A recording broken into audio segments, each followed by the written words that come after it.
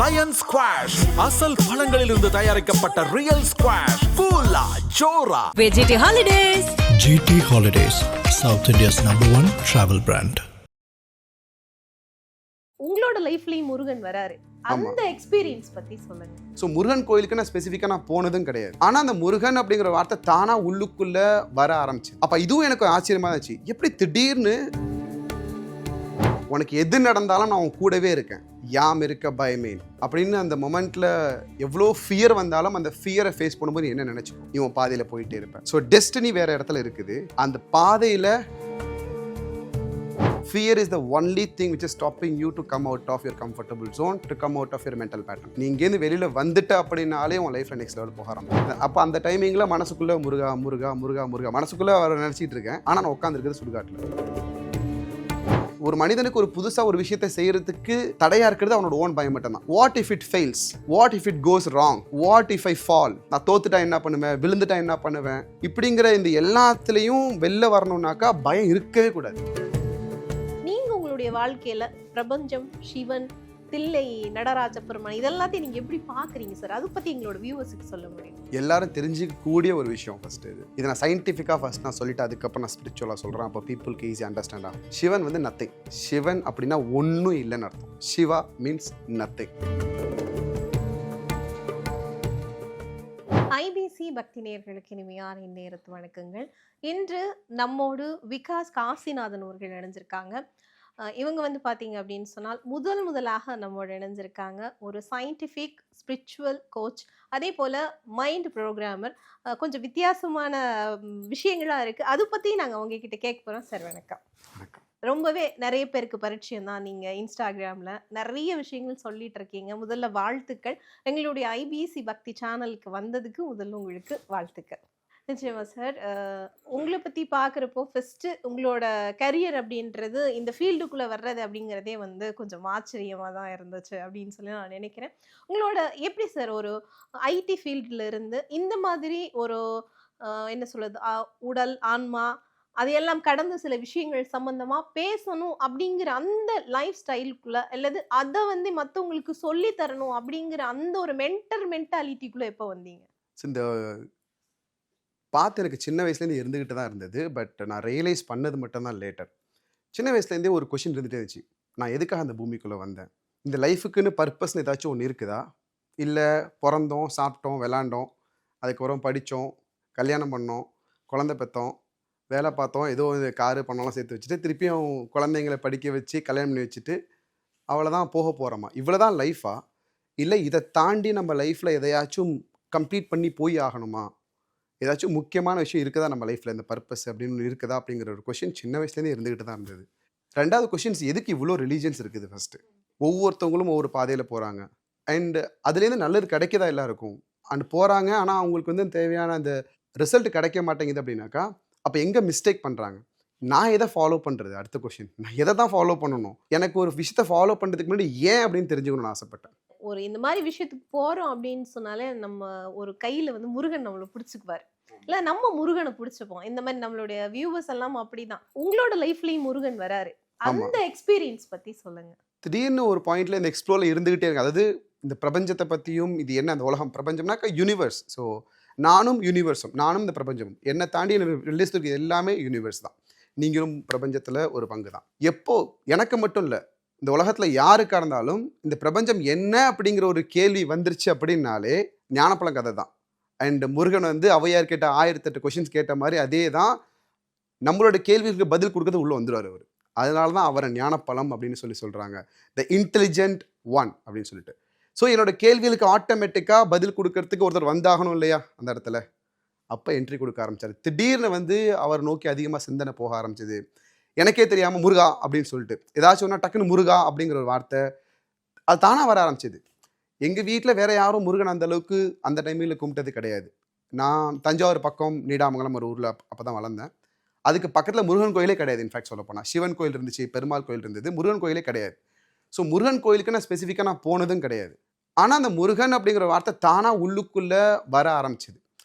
அப்போ இதுவும் எனக்கு ஆச்சரியமாக இருந்துச்சு. எப்படி திடீர்னு எனக்குள்ளே ஒரு மாற்றம் உருவாகுது, யாரும் சொல்லி கொடுக்காம என்னை வந்து நீ இதை பண்ணு அப்படின்னு சொல்லாமல் ஒரு மாற்றம் இன்னும் இழுத்துட்டு போகுதுன்னா அப்போ நான் பண்ணலை, ஏதோ ஒன்று இழுக்குது என்ன அந்த சைடு.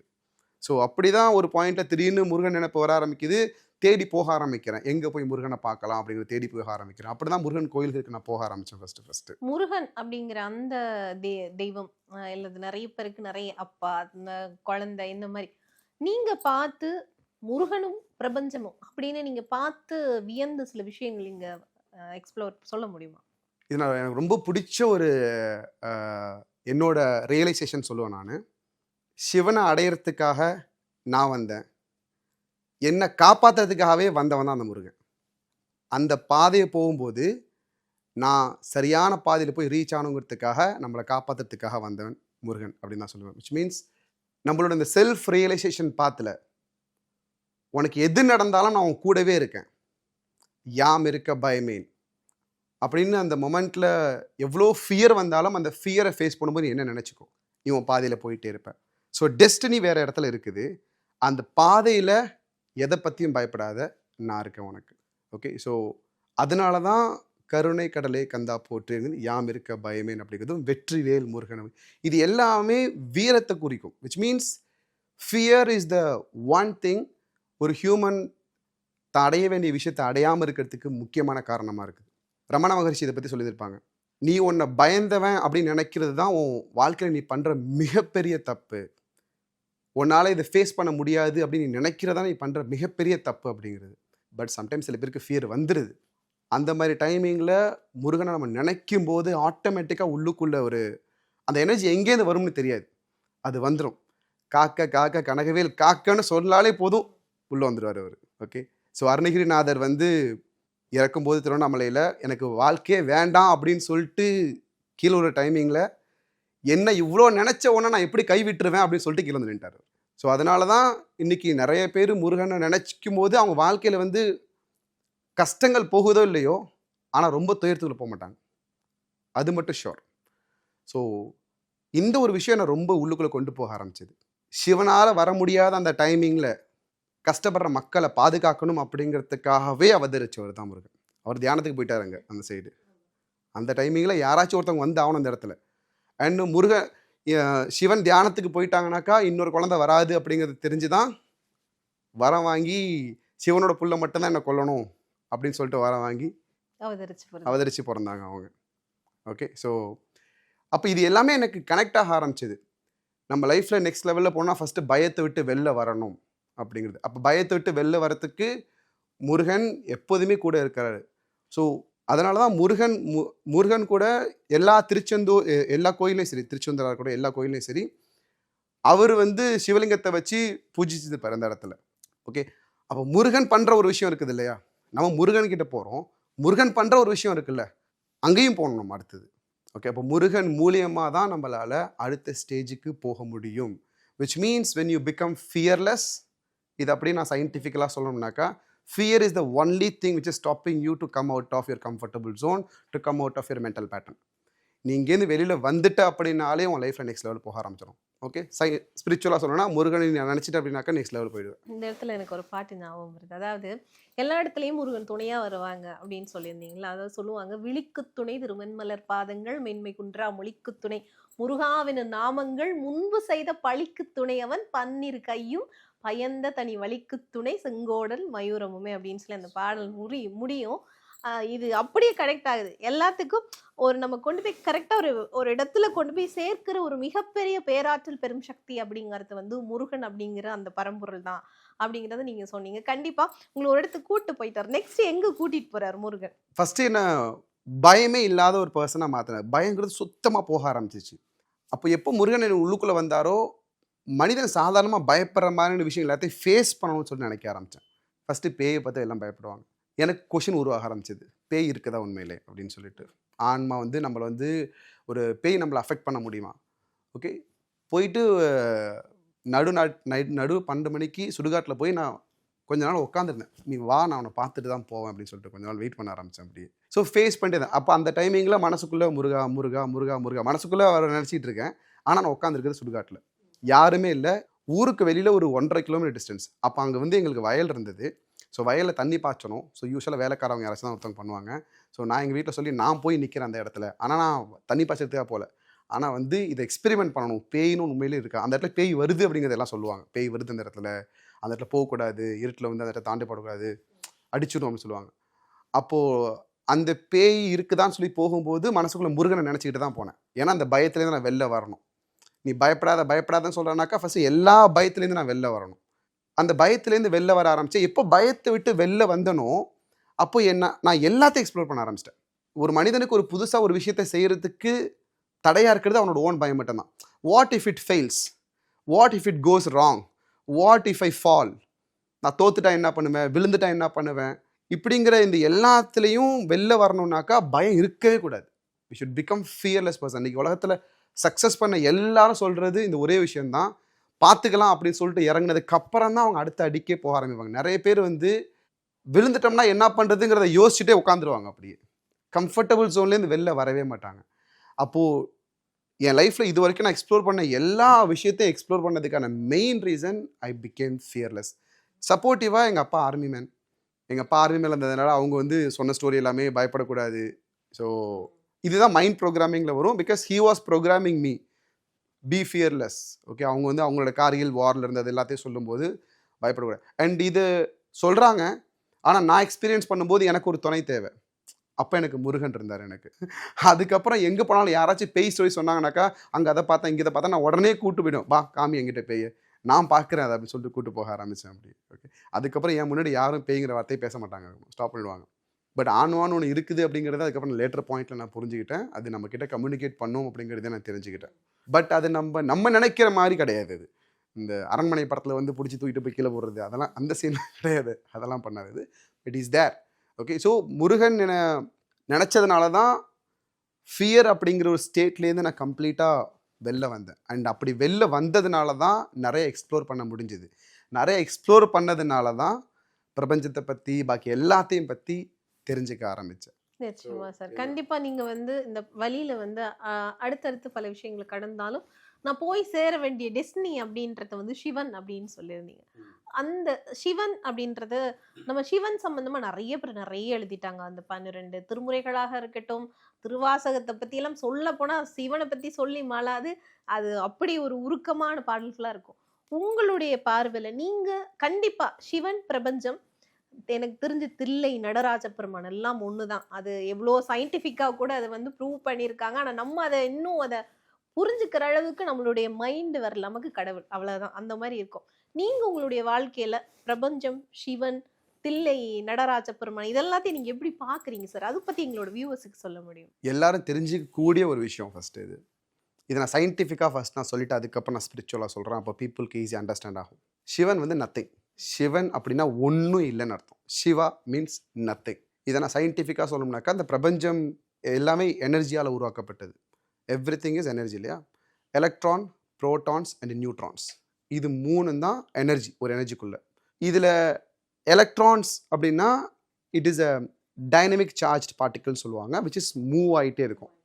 ப்ரோட்டான்ஸ் அப்படின்னா ஸ்டாட்டிக் சார்ஜ்டு பார்ட்டிகல் சொல்லுவாங்க, ஸ்டெபிளைஸ்டாக இருக்கும், சார்ஜ் இருக்குது but it is stabilised. Okay. Electrons மோஷனில் இருக்கிறதுனால, மூவிங்கில் இருக்கிறதுனால தான் இது எக்ஸ்பேண்ட் ஆக ஆரம்பிச்சது. ஓகே. அதாவது ஒரு மாலிகூல் எக்ஸ்பேண்ட் ஆக ஆரம்பிக்குது. த எலக்ட்ரான்ஸ் தான் என்னன்னு சொல்லுவாங்க, feminine energy. It is actually feminine energy and that's why it's called Shakti. அதனால தான் every creation is defined by a feminine energy. Shakti, Devi, Bhudevi, இது எல்லாமே வந்து ஃபெமினைன் எனர்ஜிலேருந்து உருவாக ஆரம்பிக்கிறது தான். When any object is in motion it create so much of power. ஓகேவா? அது எவ்வளோ ரொட்டேட் ஆகுதோ, எவ்வளோ மூவ் ஆகுதோ அவ்வளோ பவரை கொடுக்கும். சம்டைம்ஸ் அந்த பவர் அன்கன்ட்ரோலபிளாக போயிடுச்சு அப்படின்னா எல்லாமே டெமாலிஷ் ஆகிறதுக்கான சான்ஸ் இருக்குது. When it is going uncontrol, அது வண்டியாக இருக்கட்டும், எந்த ஒரு விஷயம் தான், if it going out of control then it will end up in demolition, destroy, இப்படி போக ஆரம்பிச்சிடும். ஓகே. அப்போது இந்த எனர்ஜி அந்த ஸ்டேட்டுக்கு போயிடக்கூடாது, இந்த பார்ட்டிகல்ஸ் அந்த ஸ்டேட்டுக்கு போயிடக்கூடாது அப்படிங்கிறதுக்காக இதை கண்ட்ரோல்டுக்குள்ளே கொண்டு போகிறது தான் protons, which is masculine energy. Masculine எனர்ஜியால் தன்னையும் கண்ட்ரோல் பண்ணிக்க முடியும், தன்னை சுற்றி இருக்கிறதையும் நேவிகேட் பண்ணி கண்ட்ரோல் பண்ணி கொண்டு போக முடியும் up to a certain point. அதனால தான் வந்து ஒரு பெண் நினைச்சா ஆக்கவும் முடியும் அழிக்கவும் முடியும்னு சொல்லுவாங்க. Okay, because it's the way how a man a masculine energy controls the feminine energy. இப்போது ஒரு மாலிக்யூல்குள்ளே எலக்ட்ரான் இருக்குது, ப்ரோட்டான் இருக்குது, இன்னொன்று இருக்குது நியூட்ரான்ஸ், விச் மீன்ஸ் இண்டிவிஜுவலாக இதுக்கு சார்ஜ் கிடையாது இதுக்கு, பட் எது இது கூட வந்து சேருதோ அதுவாக ஒர்க் ஆகுது. If electrons joins the neutrons, it will become electron. If protons joins the electrons, it will become, sorry, if proton joins the neutrons, it will become proton. Okay, அப்போ neutron அப்படிங்கிறது a part of electron and a part of protons. That's why it is ardhanari. It's a half feminine and half masculine. I'm not only for particular thing. நான் ரெண்டுக்குமே equal தான் அப்படிங்கிறது. But individually it is nothing. இங்கேருந்து உருவானது தான். Okay, so ப்ரோட்டான்ஸால் தான் எலக்ட்ரான்ஸோட அந்த வேகத்தையும் கண்ட்ரோல் பண்ண முடியும், அந்த எனர்ஜியையும் கண்ட்ரோல் பண்ண முடியும். Which is to protect that electrons you need that protons. That's why the protector is called Vishnu. இந்த பிரபஞ்சம் வந்து இந்த பிக் பேங் தியரியிலேருந்து உருவானுச்சுன்னு சொல்லுவாங்க. அப்படி இல்லைன்னா நம்ம இதுலேருந்து புரிதல் எப்படின்னா, புரோட்டான் அப்படிங்கிறது விஷ்ணு, எலக்ட்ரான் அப்படிங்கிறது சக்தி, நியூட்ரான் அப்படிங்கிறது சிவன் அப்படின்னு எடுத்துக்கலாம். எக்ஸாக்ட்லி. ஓகே, விஷ்ணுவோட வயிற்றுலேருந்து வரவர் தான் பிரம்மா. அப்போ அது வந்து இஸ் பார்ட் ஆஃப் விஷ்ணு தான்.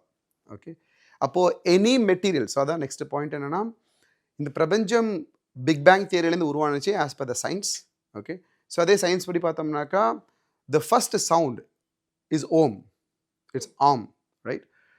So Aum and then the light. இந்த சவுண்ட் அண்ட் த லைட் இது ரெண்டும் கம்பைன் ஆகி ஃபார்ம் ஆனது தான் matter, matter which is physical dimensions அப்படிங்கிறது. இப்போது சவுண்டாக இருக்கட்டும் இல்லை லைட்டாக இருக்கட்டும், இட் ஹேஸ் சம் எனர்ஜிஸ். அதுக்குள்ளேயும் இதே எலக்ட்ரான், ப்ரோட்டான்ஸ், நியூட்ரான்ஸ் தான் இருக்குது. ஸோ த ஃபஸ்ட் சவுண்ட் ஆம் இங்கேருந்து எடுத்துக்கிட்டோம்னா கூட, so let's say the first energy, the first cell, first molecule அப்படின்னு எடுத்துட்டா கூட it had electron, protons and neutrons.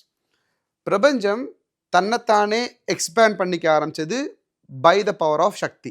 இது ஒரு எனர்ஜி, சிங்கிள் எனர்ஜி எக்ஸ்பேண்ட் ஆக ஆரம்பிச்சது 1 2 மாறுனுச்சு. Because of the electron started to move faster. The electron in motion has become emotion actually. That's how the emotion formed, right? So that's why feminine energy has more emotional. Feminine ஏன் எமோஷனலாக இருக்காங்கன்னா, electrons இன் continuously motions, அது ஒரு இடத்துல நிற்காது, சுற்றிக்கிட்டே தான் இருக்கும். அதனால தான் ஃபெமினினோட மைண்ட் வந்து சேஞ்ச் ஆகிட்டே இருக்கும். It is not stabilised. Men நேச்சுரலாகவே வந்து ஸ்டெபிளைஸ்டாக இருப்பாங்க until there is a trigger.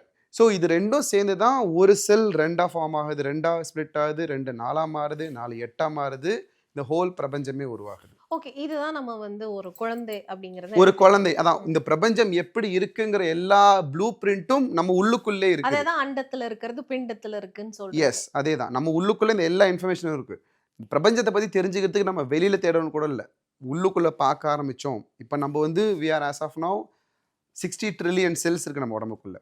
60 trillion செல்ஸில் இந்த செல்லுக்குள்ளே என்ன இருக்குது அப்படிங்கிறது நம்ம தெரிய ஆரம்பிச்சிச்சு அப்படின்னாலே இந்த பிரபஞ்சத்தோட ஃபுல் ப்ளூ பிரிண்ட் கிடச்சிரும் நமக்கு. அதாவது நிறைய விஷயங்கள் பேசியிருந்தோம், பல எக்ஸ்பிளனேஷன்ஸ்.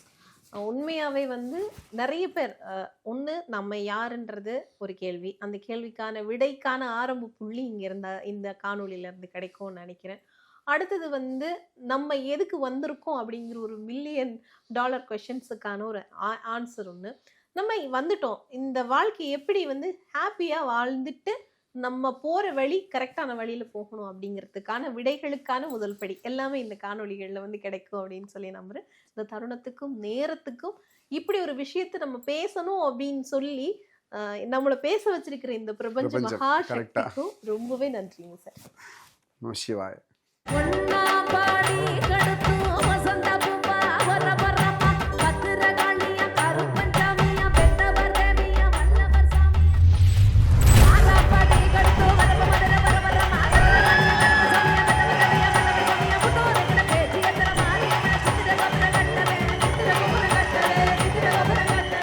லயன் ஸ்குவாஷ் அசல் பழங்களிலிருந்து தயாரிக்கப்பட்ட ரியல் ஸ்குவாஷ் கூலா ஜோரா. GT Holidays, South India's #1 travel brand.